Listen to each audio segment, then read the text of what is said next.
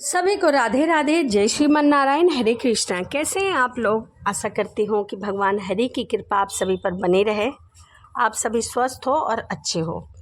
इसी कामना के साथ आज हम सुनेंगे जीवित पुत्रिका व्रत की कथा। तो आइए मन में भगवान का ध्यान करते हुए हम कथा को सुनते हैं। और सबसे पहले हम सुनेंगे चीलो सियारो की कथा। तो आइए कथा को शुरू करते हैं। एक चीलो थी और एक सियारो थी, जो कि वन में एक पाकड़ के पेड़ पर रहा करती थी और वहीं पास ही के झाड़ी में सियारन भी रहती थी। दोनों में खूब पटती थी। चीलो जो कुछ भी खाने के लिए लेके आती थी उसे सियारन के लिए भी जरूर रखती थी और ऐसा ही सियारन भी करती थी। दोनों एक दूसरे का अपने सखियों की तरह ध्यान रखती थी। दोनों के जीवन आनंद से कट रहे थे। तभी एक समय की बात है, वहीं गांव की कुछ औरतें जीवतिया व्रत की पूजा कर रही थी। चीलो थी जो पेड़ पर बैठी बैठी बहुत ध्यान से देख रही थी और अपनी सखी सियारन को भी बताया। फिर चीलो और सियारन ने यह तय किया कि वह दोनों भी व्रत करेंगी। उन दोनों ने भी जीवतिया व्रत का संकल्प लिया और बड़ी निष्ठा और लगन से दोनों ने व्रत किया। दोनों दिन भर तो भूखे प्यासे रहीं, मंगल कामना किया, गीत नाद किया, कथा सुनी। मगर जब रात हुआ तो सियारन को भूख और प्यास सताने लगी और उससे भूख बर्दाश्त ना हुई, तो वह जंगल में गई और जाकर भर पेट मांस खाया और हड्डियां चबाई। हड्डियों की आवाज़ सुनकर चील्हो ने कहा कि बहन, ये आवाज़ कैसी आ रही है? तुम क्या कर रही हो? तभी सियारन ने कहा कि नहीं नहीं बहन, मैं कुछ खा नहीं रही हूँ, परंतु मैं सुबह से भूखी हूँ, तो उससे मेरे पेट से कट कट की आवाज़ आ रही है। और इस प्रकार से उसी समय सियारन का जो व्रत है वह खंडित हो गया। उसने अपना संकल्प पूरा नहीं किया। वहीं जो चील्हो थी वह रात भर पेड़ पर बैठी हरि नाम का सुमिरन किया और सुबह गौशाला में जाकर और भर पेट गाय का दूध पिया। दोनों ने अपने अपने व्रत को संपूर्ण किया, परंतु सियारन का जो व्रत था वह संपूर्ण नहीं हुआ। वह दोनों इस जन्म में उनकी मृत्यु हो गई। अगले जन्म में दोनों ने मनुष्य योनि में जन्म लिया। एक ने राजकुमारी बनकर लिया और दोनों ही सगी बहनें थी। सियारन बड़ी बहन हुई और चील्हो छोटी बहन हुई। चील्हो छोटी बहन, उसकी शादी राजकुमार के मंत्री पुत्र से कर दी गई। वहीं सियारन की शादी राजकुमार से की गई। परंतु चील्हो के जितने भी बच्चे होते सब हष्टपुष्ट होते और सुंदर होते, वहीं सियारन के बच्चे जन्म लेते और उसी समय मर जाते थे। अब सियारन को चील्हो के बच्चों से जलन होने लगी। उसने अपनी बहन के बच्चे मरवाने के सभी यत्न किए। उनके सर कटवा दिए, हाथ पैर कटवाकर उन्हें डिब्बे में भरकर अपनी बहन को भिजवा दिया। परंतु जैसे ही वह अपनी बहन के यहाँ भिजवाती, उस डब्बे में मिठाई हीरे जवाहरात बन जाते। इस प्रकार कई बार प्रयत्न करने के बाद भी उसके बच्चों का बाल भी बाका न कर सकी। बार बार अपनी बहन के बच्चे और उनके पति को मारने का प्रयास भी असफल रहा। आखिरकार देह योग से उसे अपने भूल का अभ्यास हो गया कि अगले जन्म में वह सियारन थी और उसने किस प्रकार से भरपेट मांस खाया था और व्रत को खंडित किया था। तभी उसने ईश्वर से क्षमा मांगी और अपनी बहन से जीवतिया पुत्रिका की जो विधि थी उसे पूछा और दोबारा से उसने जीवित पुत्रिका का व्रत रखा और इसके प्रभाव से उसके बहुत सारे बच्चे हुए और सभी हष्ट-पुष्ट हुए। तो यह चीलो और सियारो की कथा थी। आइए अब मैं आपको जीवित पुत्रिका के जीवित वाहन की कथा सुनाती हूँ। गंधर्व के राजकुमार का नाम जीवित वाहन था। वह बड़े उद्धार और पराक्रमी थे। जीवित वाहन के पिता ने वृद्ध अवस्था में ही वन को चले गए थे।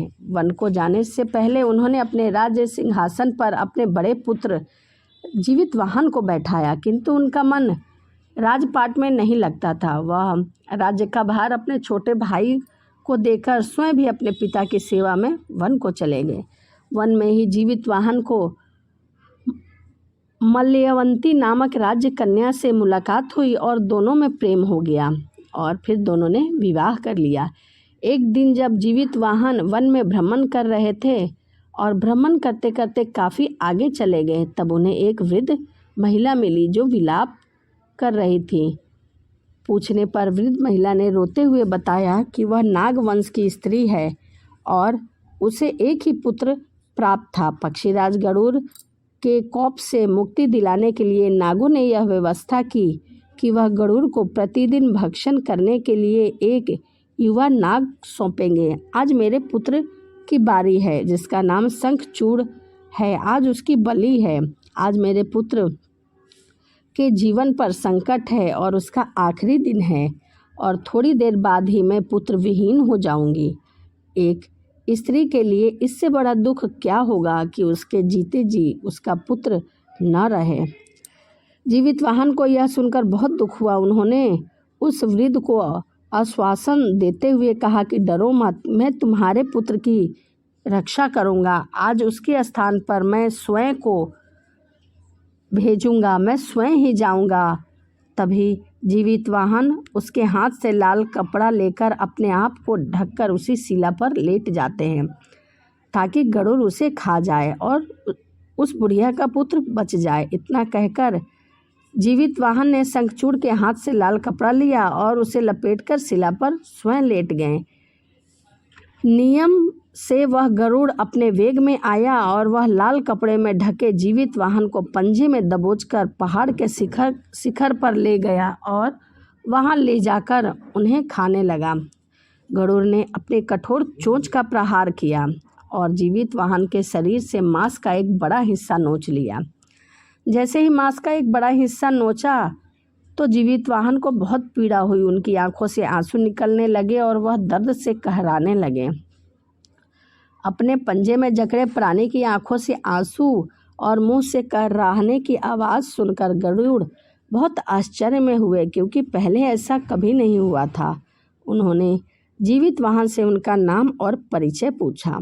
जीवितवाहन ने सारा किस्सा कह सुनाया कि वह किस कुल के हैं, उनके पिता का क्या नाम है और किसके साथ उनका विवाह हुआ है, और वह एक बूढ़ी स्त्री के बच्चे की रक्षा करने के लिए अपने प्राणों को दे रहे हैं ताकि उससे आपकी भूख शांत हो सके।